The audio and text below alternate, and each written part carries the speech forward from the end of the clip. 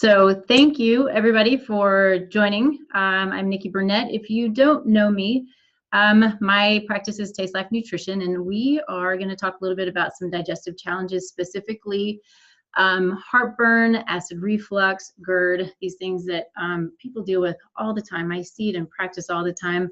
And what are some things that we can do to help with the symptoms and even get rid of it naturally? So if you've registered, what I'm going to do, and this is moving forward, if you've registered, then I will send out the recorded to all those who have registered. So even if you're not able to make the webinar, if it's at a time that doesn't work for you, go ahead and register, because then I can send it out to you and you will be able to watch it whenever you're ready, or if you want to share it with someone that you love, that would be amazing as well. So when I'm in practice, I'm always hearing complaints about heartburn and GERD, and people are not, they don't understand why. And there's always, I've got to take the PPIs, or I've got to take the Tums, that kind of thing.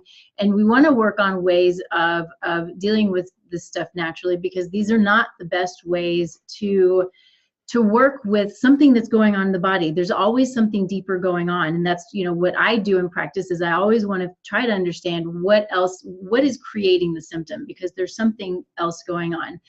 So let's talk first about the differences between heartburn, acid reflux, and GERD. So GERD being gastroesophageal reflux disease.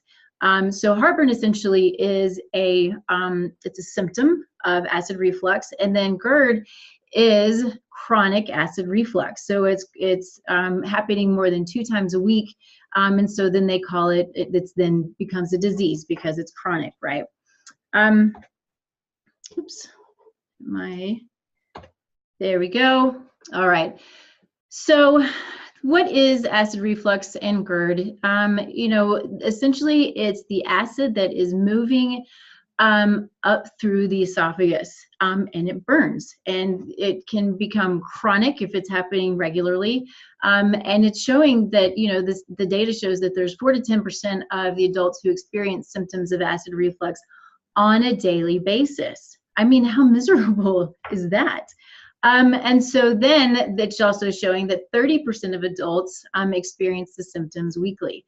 Again, these are things that it doesn't have to be this way. And so understanding what the underlying cause is for creating this burn is what's really, really important. So the things that can cause acid reflux, and I think it really is all over the board. You got to find out what it is for you, what's causing the issues for you, but there are lots of things it can be. So it can be eating right before you go to bed. It can be eating too much. It can be being overweight. And I think that's a really big part of it, because being overweight creates a lot of stress on the digestive system. So another thing, chronic stress. Chronic stress is huge, and it's really important to understand the process of chronic stress, because what happens is if you are under chronic stress, then you are in a constant fight or flight mode. So you've got fight or flight, and you've got rest and digest. And it's important to, when you're trying to eat, to absorb your nutrients, to be in this calm rest and digest state. And so many of us are sitting in this chronic state of stress. We're in this fight or flight mode all the time. So what happens when we're in rest and digest, then our blood all goes to the core, goes to the center, where it gives the body the ability to break down and utilize the nutrients that are in our food. If we are in a chronic fight or flight mode, then all of the blood that should be at the core goes to the extremities. So think about what you need to do in a chronic fight or flight situation. You got to move fast. And so the blood is shunted away from the core and then moves over to the extremities in order to do what needs to be done. But really, we're just sitting in this space that is really, really unhealthy for us. And so the fact that we're not breaking down our nutrients, we're not utilizing the nutrients, and the food just sits there, creates this really perfect situation for acid reflux. food sensitivities is a huge one, and we'll dig a little bit more into this, but food sensitivities are huge, especially when it comes to gluten, dairy. You can have nightshades. So if you don't know what a nightshade is, nightshades are tomatoes, peppers, eggplant, potatoes. Those things, they're called nightshades because they have a natural pesticide in them. And so not everybody reacts to them, but a lot of people do. I have a client who was eating really, really well, but he said, you know, I'm just eating this plain omelet with, what he said, I think it had onions and potatoes and peppers in it and tomatoes. And so I told him, I said, okay, so let's try to, you know, do one next time without the nightshades. And it totally changed his world. So it's interesting what you know, the small things that we start to figure out about ourselves, and understanding, you know, that there is something more going on, and let's try to fix that situation. Another problem is the overgrowth of pathogenic bacteria and yeast, and this can happen due to constant antibiotics. It can happen due to, you know, being on hormones. So many of us, especially women, are on hormones. If we're eating a lot of sugar and processed foods and these things, this can create a situation where we have what could be a naturally occurring bacteria or yeast, where it gives it the opportunity to grow out of control. So they're called opportunistic.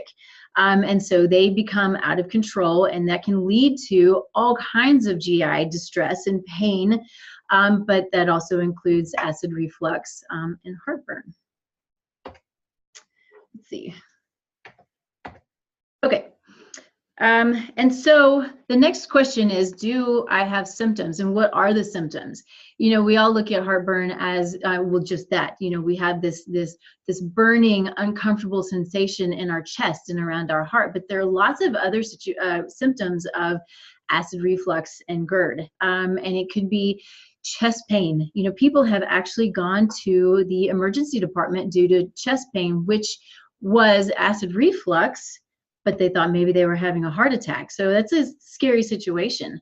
There can be difficulty swallowing, regurgitation of food, and you know, the sour liquids. There can be a sensation of a lump in your throat. And if you have nighttime acid reflux, then it can create this chronic cough or laryngitis. It can disrupt sleep and, you know, create new or just worsening asthma. And so, what are the steps that we can do to overcome heartburn, acid reflux, GERD naturally? Because it can be done. I've done it in practice. I've had my clients do it in practice, and it can be done. But again, it's understanding who you are and what your symptoms are. And again, it's always about digging deeper. So some things that we're going to cover in this webinar are going to be diet and food allergens and intolerances, lifestyle triggers, bad routines, stress, and supplements. So let's move on to diet and some foods to avoid. Now, I think this again is person to person. Not everybody needs to avoid all of these foods. You need to understand what your triggers are. And then once you know what your triggers are, dig deeper to find out why they're triggering foods for you. And so there are spicy foods. I love spicy foods, but some people cannot handle, and they can be a trigger for heartburn and reflux. Do you know the unhealthy trans fats, the corn oil, the canola oil, margarine, these things, these are highly inflammatory. And if you were with me last month when we were talking about inflammation, we talk a lot about how these fake oils essentially and fake fats, canola not being fake, is just so damaging. But how these things can create inflammation, and the body's going to react to it, and potentially the body's going to react with heartburn. For some people, even really hot liquid or food can create a situation of heartburn and trigger the heartburn. Mint and chocolate sometimes can trigger heartburn. They can relax the smooth muscles in the sphincter that are supposed to keep food, either push it down or keep it up. And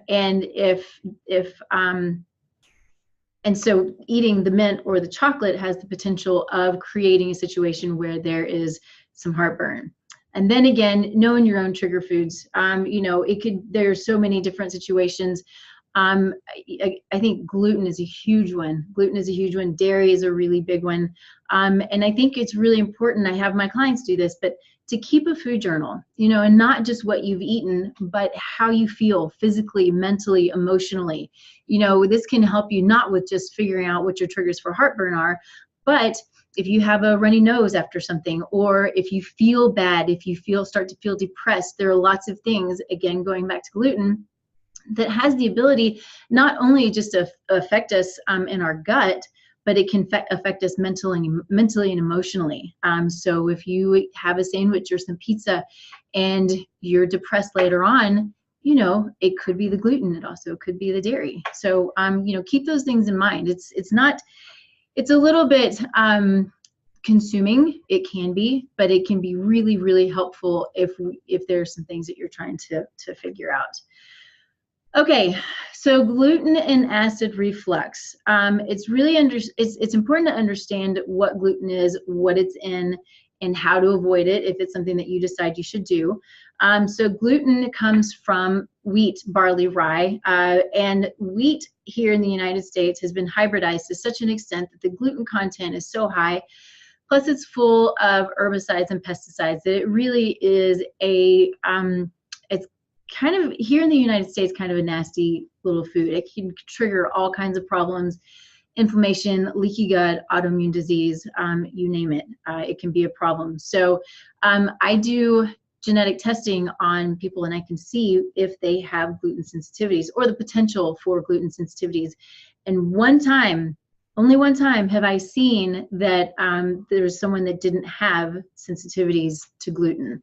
And I would still bet, because it's such an inflammatory protein, that there is still some sensitivities to gluten, even if it didn't show up in his genetics. But anyway, important to know, you know, how that gluten can be such a big trigger, and then eliminating it for a while to understand if it's a trigger for you. And so there are lots of replacement foods out there, but it doesn't mean that they're good. So we really want to always consider nutrient density when we are starting to change our diets and you know, the things that we put in our body, because just because we can go and eat, you know, a gluten-free pasta doesn't really mean it's going to do us any favors.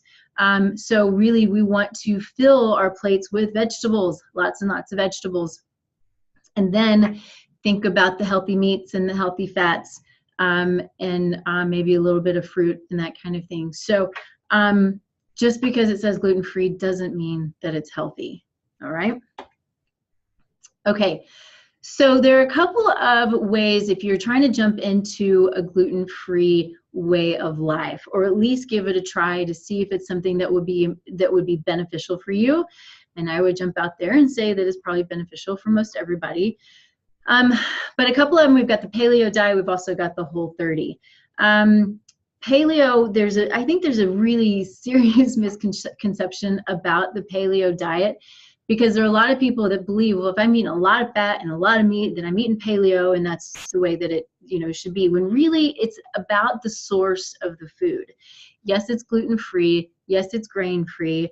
And I would say mostly dairy-free as well. I think it depends on you know, I think there's paleo and there's primal, but the point is eating healthy foods, so the good fats, and not in good organic fats and meat.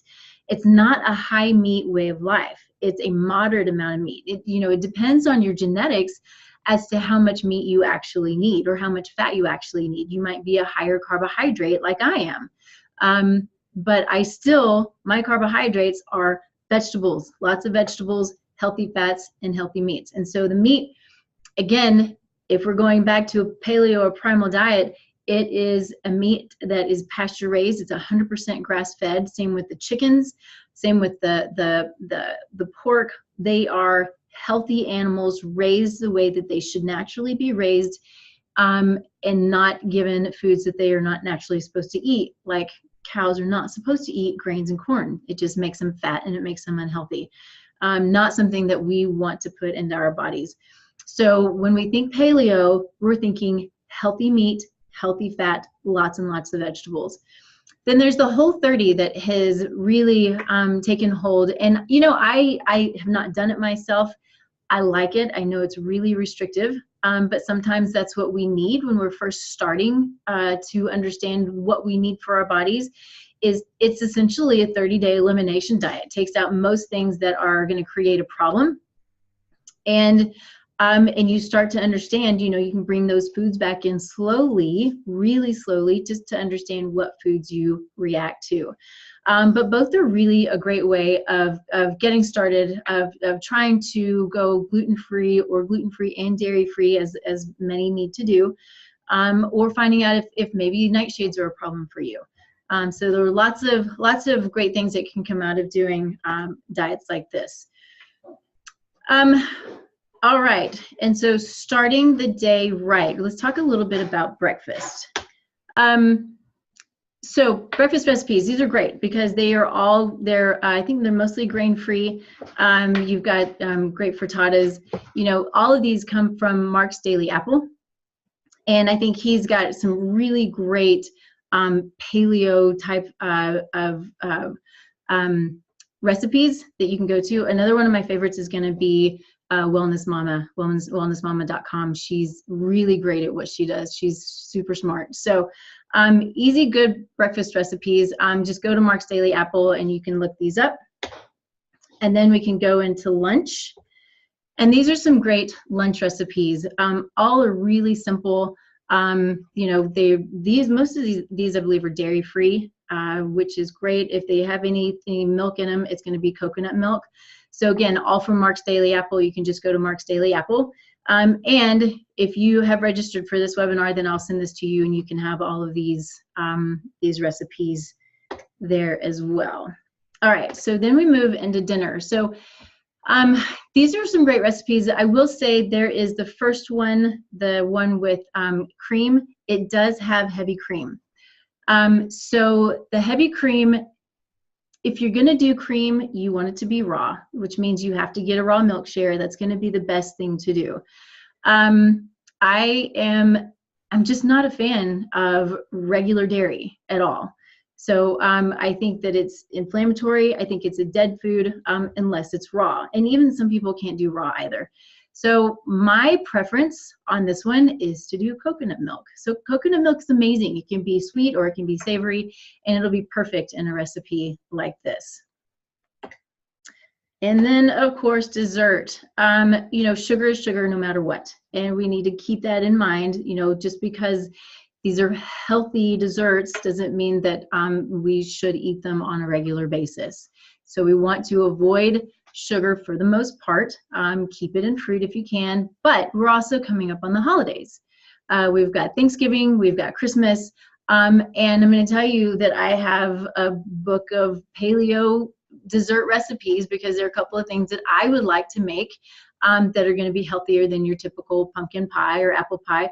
Or take into consideration that you can have your pumpkin pie or apple pie and you can make it a little bit healthier. You can use organic ingredients. You can make a gluten-free pie crust, which is what I absolutely intend to do. You can use coconut sugar. You can use coconut milk. There are lots of things that we can do to make these really super yummy traditional foods and desserts and make them better for us. All right? Okay. So lifestyle. So there are a lot of things other than food that can create an acid reflux or a heartburn situation. We got alcohol and nicotine and caffeine that all can be triggers for acid reflux. And so either, you know, cutting them back or eliminating them altogether for some people might be important. Obviously, alcohol and nicotine are not doing us any favors. I don't have a problem with caffeine.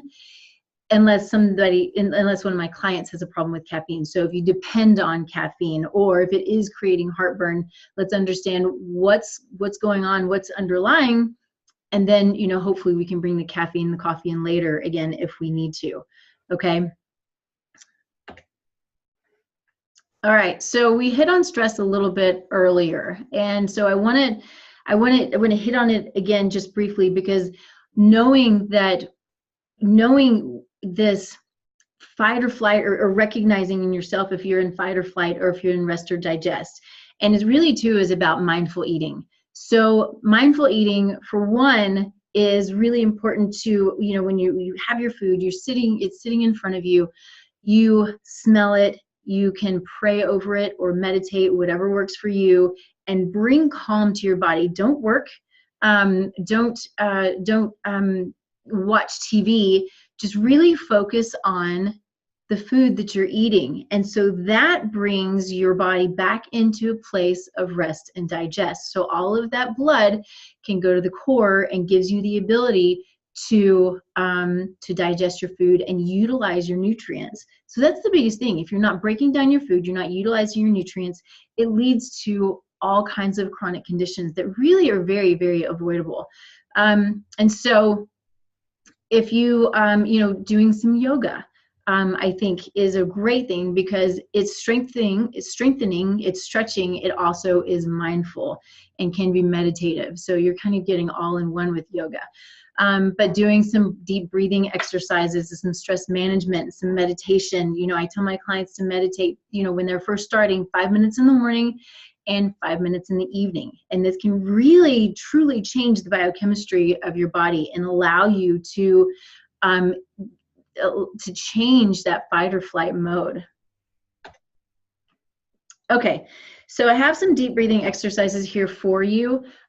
These aren't things, I'm not going to go over them right now, but again, I will send these out to everyone so you can have them. But what's so interesting to me is when we do these deep breathing exercises is what happens. I find myself, if I'm, just amped up about something, if I sit back and breathe, how calm I'm able to become. It makes such a huge difference. So, if you're driving, or if you have an argument with someone, or if you're just stressed with work, whatever the case may be, taking a step back and really breathing and doing these exercises is again, it just changes, it can change the biochemistry and really help to bring you into a good spot. Okay, there are lots of really great supplements, but what we have to understand is there are also lots of really bad supplements out there, and understanding what supplements you need for you. So this isn't something that I can tell you through this webinar, right? I can't tell you what everybody needs, because everybody's different and everybody's dealing with different situations that's causing the acid reflux or the GERD. But there are a few things that we can do to help with the acid reflux. And so taking a good digestive enzyme. So if we have some pancreatic insufficiencies and we're not producing the enzymes that we're supposed to, this can create problems. So that's a really great option, as well as probiotics. And if you're dealing with a leaky gut situation, you're going to have to heal the leaky gut situation to make some good progress. But the enzymes and probiotics are a great idea. Chamomile tea can help to reduce inflammation in the digestive tract. Ginger tea is just good for everything, really. It just tastes good, but it's really calming and soothing to the gut. Then you've got papaya leaf tea. It's got, digestive enzymes called papain, and it's great for breaking down proteins. Magnesium, I see magnesium deficiency in probably 75% of my client base. And that isn't only going to be an issue with digestion, but with every other biochemical process in the body. Magnesium is really, really important. And we need to make sure that we're getting enough of it for many, many reasons. But this is, why I do labs, so we can understand where the deficiencies are and what we need to do to help whatever symptoms someone is dealing with. Another great thing is L-glutamine. It's an amino acid. It's a really important amino acid for helping the gut to heal. But what we have to remember, again, we are not all the same. And so glutamine, as amazing as it is at healing the gut, there are some people that can't take it. So a little sciencey real quick, I think it's important to understand is glutamine converts into glutamate in the body. Glutamate is excitatory, and then glutamate then should convert into GABA, which is calming. So if we have certain situations or genetic a genetic predisposition to not converting the glutamate to the GABA, then we just keep getting too much excitatory glutamate. So we have glutamine that we take in, it just keeps building that glutamate and it's not converting to GABA, so we just get more excited. So you've got anxiety and depression and some, you can have some mental and emotional disorders. So understanding that we are all different and we have to understand what supplements are best for us as individuals, all right? And to the pills. This is what makes me crazy, is because we have these antacids and these proton pump inhibitors, the PPIs, and they're, by prescription or they're over the counter, and they are really, it's just excessively damaging. And so the first one, let's talk about something like Tums. They've got a ton of calcium in them. It's not a really great form of calcium. And what it does is we're getting too much calcium. So what happens if we're getting too much calcium without all of the other cofactors that go along with it, which are, 70 to 100, maybe more, then the calcium doesn't know where to go. So it's not going to the bone, but it's potentially going to the breast tissue or the brain tissue or the heart tissue or the kidney tissue, right? And so we have this calcification going on in places that's not supposed to happen. So taking a Tums for heartburn, especially those that are just eating it like candy, is just a really terribly, terribly bad idea. And then we move on to the proton pump inhibitors. So what we need to keep in mind when it comes to acid reflux is it is almost never, ever a situation of too much acid. It's almost every time a situation of not enough acid or the acid coming up at the wrong time. It's not too much. So what happens though is then we're given a PPI and it squashes all acid production. So what happens if we don't have acid production? We're not breaking down food, and then we're not utilizing the nutrients, and so we have the potential of becoming malnourished. What happens then? We tend to have a microbiome disruption, so we become dysbiotic, or we have pathogenic bacteria that grow and pathogenic yeast that grow that maybe, like I said earlier, they're there naturally, but then they're opportunistic, and so they move and they grow, and we're creating more and more of these GI issues just by taking these PPIs. And so we become malnourished. We're not utilizing the nutrients. We're not absorbing the calcium and the magnesium. And so what happens, we can become osteopenic. We get osteoporosis, cardiovascular disease. Lots and lots of things can happen just by taking these PPIs that are really indicated to only be taken for about 2 weeks. I'm pretty sure that 2 weeks is right. And we've got people that have been on them for years. And it's unbelievably damaging. They're also very hard to come off of. So if you have been on PPIs for an extended period of time, you can't just try to come off.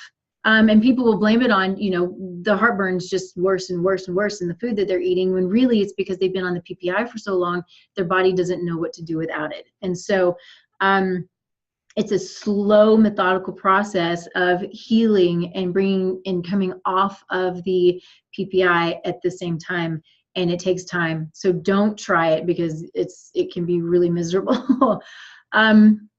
So let's see, moving on. A lot of these we hit on, but apple cider vinegar. Apple cider vinegar is an amazing way to, for one, help build your own natural digestive acids. But it will also squash heartburn. Now, the thing to keep in mind is if you do try taking apple cider vinegar and it burns too much, burns the esophagus too much, like it's uncomfortable, it's vinegar, so it's going to burn a bit, right? But if it's really uncomfortable and it hurts, then do not take it anymore. So that means your esophageal lining is too thin. There's got to be another level of healing before you can bring in apple cider vinegar. Another thing you can do, if it's, it's pretty tough stuff to take, some people, I'm okay with it now. I can just take a swig and it's fine. But some people might need to mix it with a little water and a little honey at first, and that's totally fine. Honey should be raw honey, but that will be a great way to help your heartburn symptoms. You can also do organic baking soda. That can help with the heartburn symptoms, as well as aloe vera, which is really healing and can help with things like ulcerative colitis, and other, you know, chronic bowel conditions that that can be tough on the body. Bone broth. I love this because I think bone broth is great stuff. But what we need to remember about bone broth is high in glutamine. It's high in collagen. It's high in all kinds of great things that our body needs, minerals. But what we just talked about is supplementing glutamine for some people can be an issue, same with bone broth. So if you are eating bone broth and you're becoming more anxious, this could be because of the high glutamine content. And so there are other ways of working on healing the gut where you don't have to use bone broth or glutamine, but understanding, you know, food supplementation, they have an effect on the body, and it's not always good. A lot of times it is, but it's not always good. So we've got to understand that. Okay, so we have gone through, I think, most everything that I wanted to talk about. I hope that if you have any questions, I don't see any at this point, so maybe that means that we've covered everything pretty well. But if you do have some questions, let me know. You can post them here, and then you can also, of course, you can call me, you can email me. You go to my website, tastelifenutrition.com, or Facebook, tastelifenutrition.com. Anyway, all of you can go to those places, and I will be doing these regularly. These webinars once a month, and then I try to get on to Facebook Live periodically to do these things as well, so I can get as much information as I can to get good information out there. I think that that's what's really important. There's so much trash information that we've got to understand what's right for us, and start to work toward healing us and not looking to what everybody else does, right? And so I put this on here. I have lots of resources when putting these webinars together, lots of resources. So if you have questions, if there's anything you'd like to see, then just let me know. I'm happy to send that out. And then, of course, thank you for being a part of this. I appreciate it. If there are any questions, anything that I can do, please let me know. If there are any ideas that you have, you know, I would love to, you know, I could talk about this stuff all day long. So, so just let me know if there are things that you are looking forward to seeing or hearing about or learning. And then, of course, you can go to my website, or you can go to this bit.ly link. And so on here is it's an assessment, and it's a great assessment. It takes a little bit of time, but, you know, shows your symptoms and helps give me some guidance as to what might be going on with you. It's free. It can help you to see some things that might be going on with you that you didn't realize. And then we'll have a little bit of a chat and see if there are things that we can do to help you move through whatever challenges you're facing. So again, if you have questions, let me know. I will send this out to everybody who registered. And I hope everybody has a wonderful day, and we'll talk soon. Thanks, everybody.